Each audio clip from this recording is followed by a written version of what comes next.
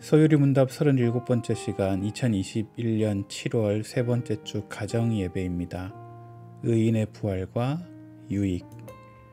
하나님의 말씀은 데살로니가전서 4장 17, 18절 말씀 함께 봉독합니다. 그 후에 우리 살아남은 자들도 그들과 함께 구름 속으로 끌어 올려 공중에서 주를 영접하게 하시리니 그리하여 우리가 항상 주와 함께 있으리라. 그러므로 이러한 말로 서로 위로하라. 아멘. 오늘은 서유리 문답 37번째 시간 의인의 부활과 유익에 대해서 함께 말씀 나눕니다. 서유리 문답 37번째, 8번째 질문은 종말론에 관한 질문입니다.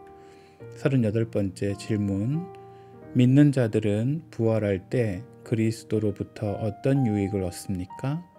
함께 대답할까요?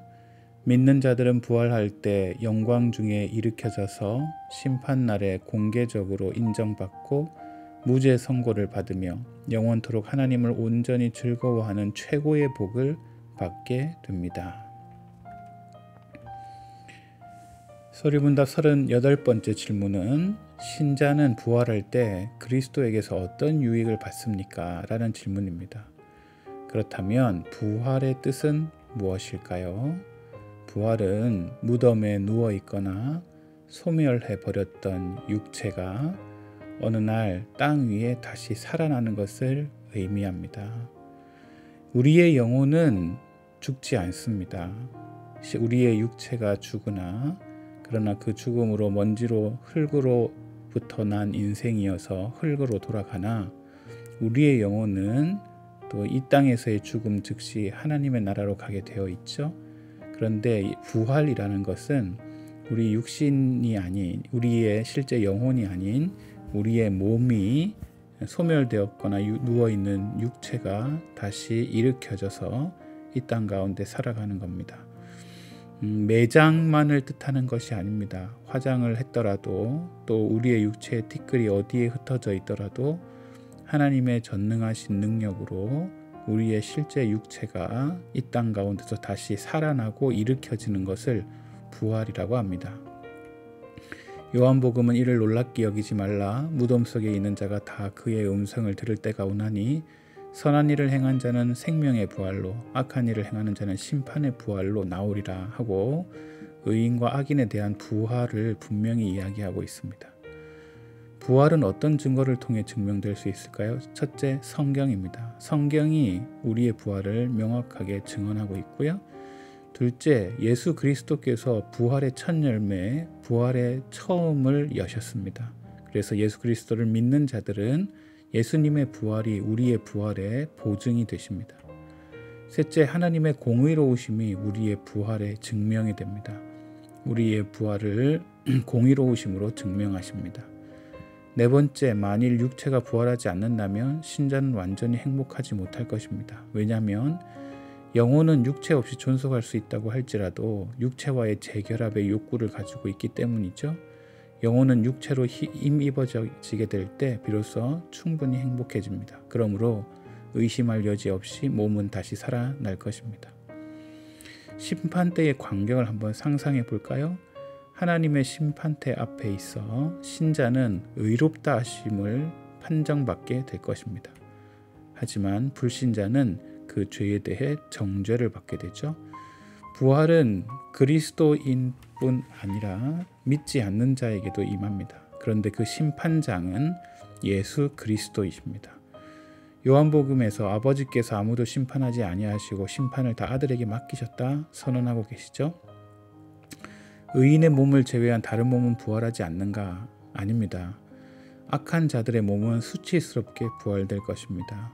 이 땅 위에 다른 사람들을 자기들의 아름다움으로 유혹하고 깨웠던 몸은 부활 때에 바라보는 것이 추할 것입니다.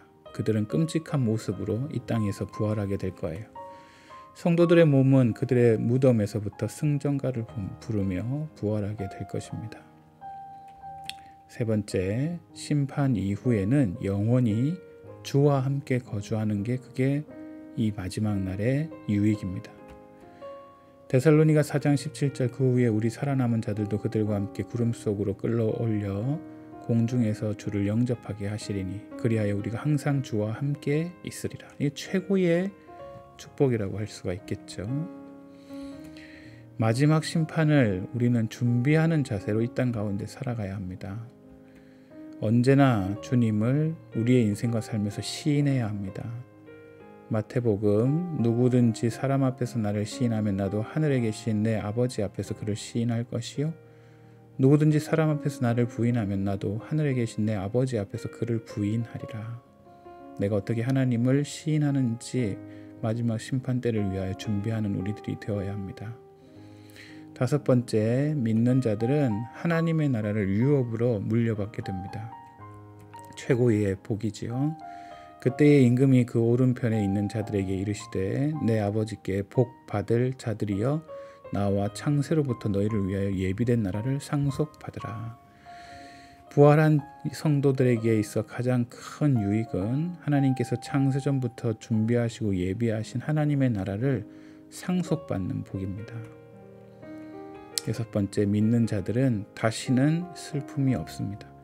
하나님의 나라는 슬픔이 거할 수 있는 곳이 아닙니다. 그러므로 계시록은 모든 눈물을 그 눈에서 닦아주시니 다시는 사망이 없고 애통하는 것이나 곡하는 것이나 아픈 것이 다시 있지 아니하리니 처음 것들이 다 지나갔음이로라 선언하십니다. 그렇다면 이 땅에 자칭 예수라고 하는 자들이 거짓인 이유는 무엇일까요? 지금 세상에서 자신이 재림 예수라고 주장하는 이들은 사실 모두 다 거짓말쟁이들입니다. 하늘로부터 다시 이 세상으로 예수님께서는 모든 사람이 보는 중에 이 땅 가운데 임하시겠다고 약속하고 계시기 때문입니다. 사도행전 1장에서 올라가실 제자들이 하늘을 쳐다보고 있는데 흰옷 입은 두 사람이 그들 곁에 서서 이르되 갈릴리 사람들아 어찌하여 서서 하늘을 쳐다보느냐 너희 가운데서 하늘로 올려지신 이 예수는 하늘로 가심을 본 그대로 오시리라 하고 선언하고 있습니다. 거짓 예수들의 속임수들이 있습니다. 자기들이 이 땅 가운데 거짓 예수가 아니라는 것을 드러내기 위해 우리를 속이는 것이 있는데 그것은 바로 기적을 통하여 속이고 있습니다. 기적, 자신을 재림 예수라고 하는 사람들은 놀라운 기적들을 베풀 것이라고 성경이 이미 증언하고 있습니다. 그래서 속아서는 안 됩니다. 우리는 눈에 보이는 기적이나 우리의 상식 이상 넘어가는 부분들에 대하여 우리가 마음이 이끌리고 속이고 자기가 예수라고 주장하는 자들에게 따라다녀서는 안 된다고 성경은 분명히 경고하고 계십니다. 그때의 사람이 너에게 말하되 보라 그리스도가 여기 있다 혹은 저기 있다 하여도 믿지 말라. 거짓 그리스도들과 거짓 선지자들이 일어나 큰 표적과 기사를 보여 할 수만 있으면 택한 자들을 미혹하리라. 어떻게 우리 38문의 질문을 실천할 수 있을까요? 첫째, 주님의 재림을 사모하는 성도가 되어야 합니다. 이것을 증언하신 이가 이르되 내가 진실로 속히 오리라 하였거늘 아멘 주 예수여 오시옵소서. 지난주에도 한번 말씀드린 적이 있는데 천국에 대해서 더 이상 소망하는 성도들이 줄어갑니다. 왜냐하면 이 땅이 살만하기 때문이죠.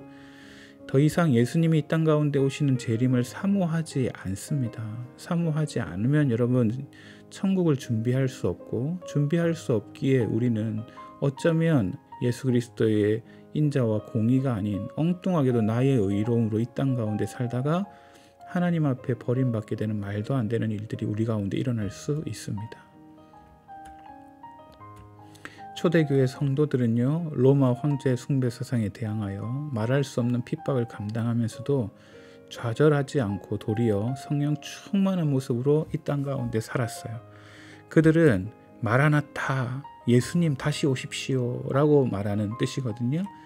만날 때마다 주님의 재림을 너무나 사모했어요. 왜? 그들의 삶이 굉장히 어렵고 괴로움 가운데 있었기에 주님이 이 땅 가운데 다시 오실 걸 간절히 기다리고 사모했고 그렇게 사모하고 기다리는 것으로 인하여 자신들의 삶을 조정하고 자신들의 방향을 조정했던 사람들이 초대교회 성도들이었습니다. 그러므로 재림에 대한 소망을 상실한다는 것은 세상과 쉽게 타협한다는 일이 되고 세상의 빛과 소금의 사명을 감당하지 못하게 된다라는 말과 같습니다. 그러므로 이 재림의 신앙은 고난의 길에서부터 우리가 생명의 길로 가는 원동력이 됩니다. 주님을 애타게 기다리며 주님이 다시 오실 날을 손꼽아 기다리는 은혜의 성도가 필요합니다. 우리는 비록 현재 어떤 고난의 터널을 지날지라도 조만간 그 터널을 통과할 때를 기대하며 묵묵히 전진하는 성도가 되어야 하겠습니다. 두 번째, 교회 부흥의 성경적인 해답은 재림신앙입니다. 주님의 재림을 바라보는 것, 주의 일에 더욱 열심히 힘을 쓰게 되는 거죠. 재림신앙이 흔들리게 될 때 우리는 천국을 준비하지 못하고 천국을 준비하지 못하면서 세상의 빛과 소금의 사명을 감당하지 못하게 되듯이 반대로 우리가 주님이 다시 오실 것을 기다리고 바라고 있게 될 때 우리는 주님의 일에 주님의 말씀 안에 힘쓰고 애쓰며 살아갈 수 있는 힘과 원동력이 된다는 사실입니다. 고린도전서에서는 그러므로 내 사랑하는 형제들아 견실하며 흔들리지 말며 항상 주의 일에 더욱 힘쓰는 자들이 되라. 이는 너희 수고가 주 안에서 헛되지 않은 줄을 알미라 선언하고 있습니다. 함께 생각해 볼까요? 첫째, 죄의 결과로 인간이 당하게 된 것들을 열거해 보십시오. 둘째, 지옥은 어떤 곳입니까? 셋째, 죽음 이후의 상태에 대한 잘못된 견해들을 설명해 보십시오. 소일의 문답 37번째 시간, 2021년 7월 세 번째 가정예배, 의인의 부활과 유익 함께 말씀을 나누었습니다. 바라기는 사랑하는 성도들이 주님이 다시 오실 날을 기대하며 주님이 오시기를 기다리는 성숙한 믿음과 인내로 인하여 이 땅 가운데 하나님께 설하신 빛과 소명의 사명을 감당해 나가는 믿음의 성도들 되시기를 축복합니다. 감사합니다.